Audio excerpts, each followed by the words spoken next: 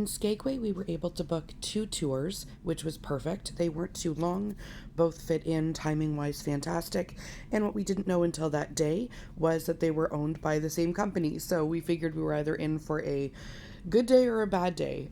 We got super lucky and it was a fantastic day. So our first tour that we took is the streetcar tour. That's the streetcar right there. You end up with a fantastic tour guide who sort of dresses and acts and talks like things back during the Klondike era.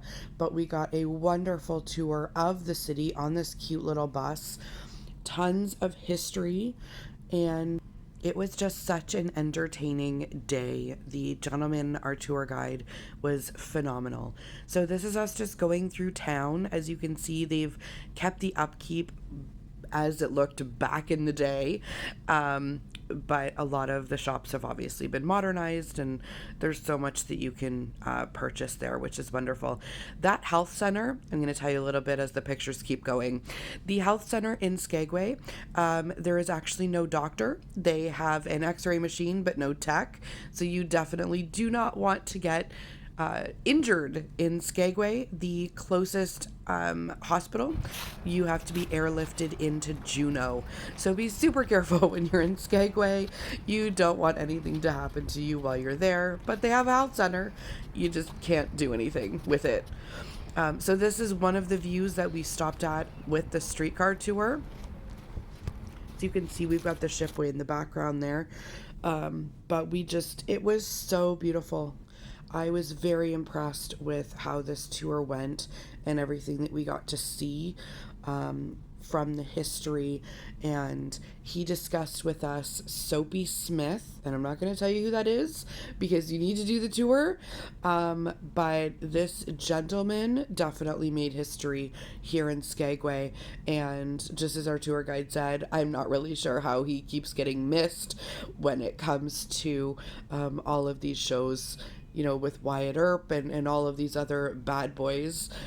Soapy Smith definitely deserves a TV show. We're here for one reason only. Where's the outlaw? Where's the dirtbag? There he is, folks.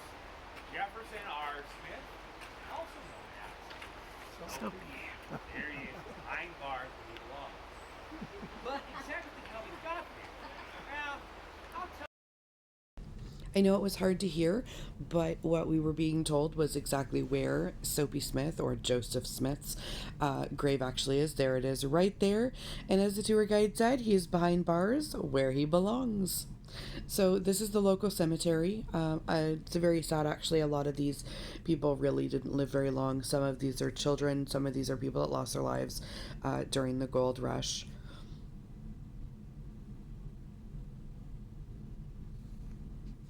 Now, coming up in just a moment is going to be a very large, there it is, monument to the gentleman that killed Soapy Joseph Smith. Again, I don't want to get into too many details, but you definitely need to look up that in the history books. Both tours that we took for the day would either drop you in town or back at the pier where we picked up our excursion bus to start. So for the first one, we decided to head back, so we knew we'd be close for the bus, and we were able to enjoy an amazing lunch at the Skagway Fish Company right there near our tour bus. So it was perfect. Crab bisque, the sampler platter, and then crab legs. It is larger than my plate, people. Look at that leg. All right, we are heading to the summit. So this one, please don't be those people that don't read all the fine print. It's not very fine. When you book this, it makes it so clear your passport is required on the tickets. Feel free to rewind this to see. It also tells you passport required. We nearly left late because 2 people, it was a couple, didn't bring their passport with them. We had to get that sorted before we could leave. Anywho, that's my little disclaimer. So these are pictures that we took. See the train? These are pictures that we took on our way to Yukon, Canada. So we followed part of the Klondike Gold Rush terrain that would have originally been walked up, used horses to take supplies and food. For anybody that was trying to cross into Canada, they needed 2,000 pounds of materials, foods, etc., to be allowed into Canada to ensure that they could sustain themselves once they got into the country I live in. And so it was a lot of up and down to be able to hit that 2,000 pounds before they could officially be accepted into Canada to work. So this is just miscellaneous pit stops along the way. Our tour guide was absolutely fantastic. Klondike Highway.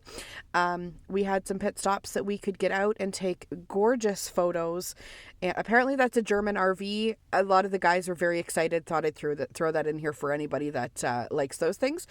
But our tour guide was phenomenal with the pit stops. And he even took the photos for every single person or couple on our bus, which was fantastic. So I'm really grateful for him and the stops that he made along the way. And the history that he was telling us was phenomenal. I don't want to give away too much, but if you have a chance to take the To the Summit, we're in Canada, To the Summit bus tour with the Skagway Streetcar Company and or take the Skagway Streetcar. Both of these tours were absolutely phenomenal. A little bit of history overlapped, but maybe 25%. The rest, because they're different tours, covered different things. Our To the Summit guide gave us a photo album that he put together himself. It is all photos that him and his dog have taken together, and it was an added touch that was really amazing. We got to see some beautiful photos of Alaska that we wouldn't have been able to see in person, and that added touch really meant a lot. If you see that symbol that was just there, it means it was made in Alaska, so you can buy local, support local. And these are just some of the photos from downtown. After our summit tour, we did get dropped off downtown, and this is me exhausted taking the bus back to the ship. So we had a phenomenal day in Skagway, and I hope you do too. And please look up the Skagway Streetcar Company for either of those tours. And of course, we picked up our freebies while we were in town.